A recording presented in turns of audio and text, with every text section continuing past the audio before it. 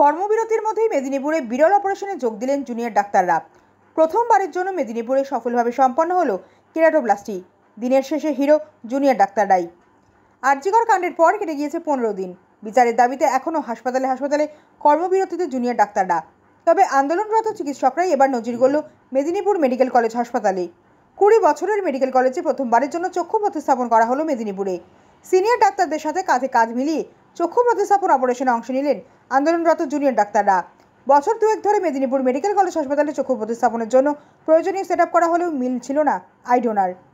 রেটিনার প্রয়োজন এমন কিছু রোগীর তালিকাও প্রস্তুত করে রেখেছিল মেদিনীপুর মেডিকেল কলেজ হাসপাতালের চক্ষু বিভাগ। অতি সম্প্রতি এক প্রৌঢ়া চক্ষুদানের ইচ্ছে প্রকাশ করে। মেদিনীপুর মেডিকেল কলেজ হাসপাতালে চিকিৎসাধীন অবস্থাতেই দিন দুয়েক আগে মৃত্যু হয় ওই প্রৌঢ়ার। এরপরেই হাসপাতালের তরফে সংরক্ষণ করা হয় প্রৌঢ়ার চোখের রেটিনা বা মণি। তালিকা ধরে ডেকে পাঠানো হয় 2 রোগীকে যাদের চক্ষুর প্রয়োজন রয়েছে।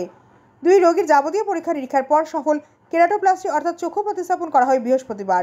হাসপাতাল সূত্রে জানা গিয়েছে, চক্ষু বিভাগের 16 জনের বিশেষ দল এই 2 অপারেশনে যোগ দেয়।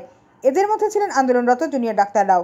একদিকে যেমন আরজিকর কাণ্ডে দোষীদের কঠোর শাস্তির দাবিতে আন্দোলন চলছে, তখন এ ধরনের বিরল অপারেশনে জুনিয়র ডাক্তারদের যোগদান মানুষের মধ্যে অন্য বার্তা পৌঁছবে বলেই মত সিনিয়র ডাক্তারদের। যতদিন না পর্যন্ত আরজিকর কাণ্ডে জড়িতদের কঠোর শাস্তি হবে, ততদিন আন্দোলন যে চলবে তা কার্যত স্পষ্ট করছেন জুনিয়র ডাক্তাররা। তবে একই সাথে তারা এটাও জানাচ্ছেন, জরুরি ভিত্তিতে চিকিৎসার ক্ষেত্রে কোনো সংকোচ করবেন না তারা। যেখানে আমরা মৃতের থেকে চক্ষু সংগ্রহ করি এবং যারা মণিজনিত কারণে মণিটা অস্বচ্ছ হয়ে গেছে, যে কোনো কারণেই হোক দেখতে পাচ্ছে না, সেরম মানুষের চোখে প্রতিস্থাপন করে তার দৃষ্টি ফিরিয়ে দেওয়ার যে কাজ, এই কাজটা করে আই ব্যাংক। মেদিনীপুর মেডিকেল কলেজে আই ব্যাংক আমাদের প্রায় 2 বছর ধরেই রেডি হয়ে রয়েছে, কিন্তু আমাদের চোখ পাওয়া যাচ্ছিল না।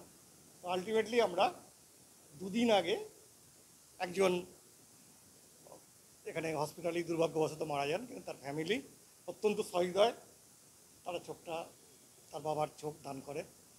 2টি চোখই ছিল অত্যন্ত ভালো কন্ডিশনে। তার ফলে আমরা চোখ দুটো কালেকশন করে আমাদের আই ব্যাংকে রিজার্ভ করি, প্রসেস করি এবং আমাদের যে ওয়েটিং লিস্টে যে পেশেন্ট ছিল তাদের 2 জনকে খবর দিয়ে আমরা নিয়ে আসি।